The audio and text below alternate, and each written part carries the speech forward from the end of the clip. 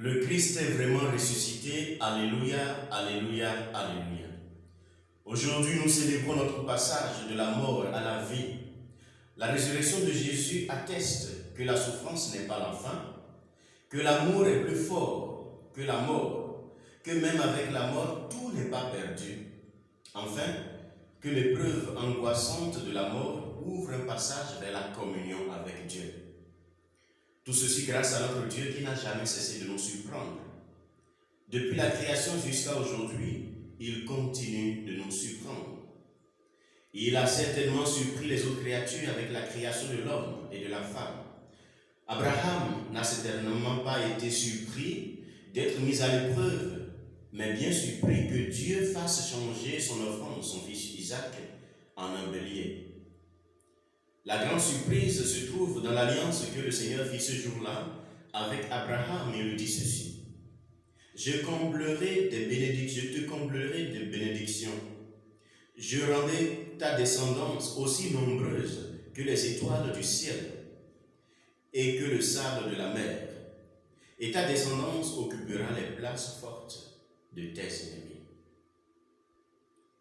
Et nous avons vu qu'avec la désobéissance du peuple de Dieu dans le désert, le Seigneur a encore suscité de nombreux grands prophètes dans son peuple pour leur montrer combien de fois il est grand en surprise.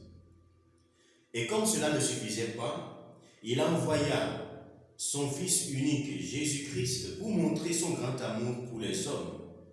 Jésus est venu sauver l'humanité du péché, de tout ce qui réduit l'homme au néant, de tout ce qui détruit l'homme. Dieu a surpris cette jeune fille, Marie, qui sera désormais la mère de son fils, sans le concours d'un parent. Ce Jésus-Christ a passé toute sa vie à faire du bien, à montrer que notre Dieu est un Dieu de surprise. Il a guéri les malades, il a ressuscité des morts. Mais ce fut une grande surprise lorsque Jésus a offert le pardon à ceux-là même qui l'ont trahi. Mais la surprise des surprises, c'est ce que nous fêtons aujourd'hui.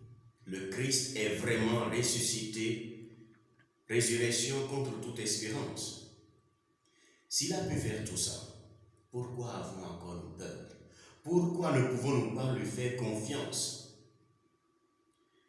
Nous avons écouté aujourd'hui que Dieu a surpris Pierre. Pierre ne s'attendait pas que Dieu allait lui faire encore grâce. Dans la lecture précédente à celle d'aujourd'hui, nous voyons Pierre qui guérit un homme et qui fait ressusciter aussi une femme, Tabitha. Quelle grâce pour Pierre! Mais Pierre est encore surpris pour la première fois, contrairement à toute son éducation, de franchir le seuil d'un païen, Corneille, le centurion romain.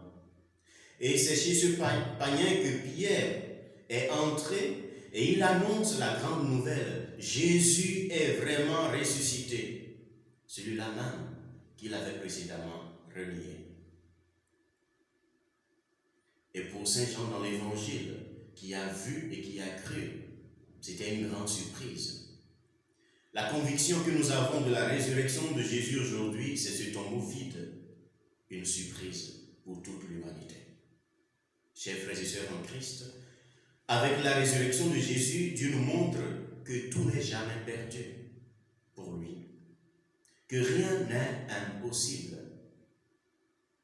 qu'il faut espérer contre toute espérance, qu'il ne peut jamais nous laisser périr. En un clin d'œil, il peut transformer notre situation. Il suffit de croire en lui. Rappelez-vous qu'il est le Dieu des surprises et qu'il peut changer subitement n'importe quelle situation à laquelle vous êtes confrontés. Soyons joyeux à cause de notre espérance. Soyons patients dans la détresse. Prions avec fidélité, nous recommande Saint Paul. N'ayons plus peur, car le Christ est vraiment ressuscité. Alléluia, alléluia, alléluia. Et soyons tous des témoins de la résurrection. Amen.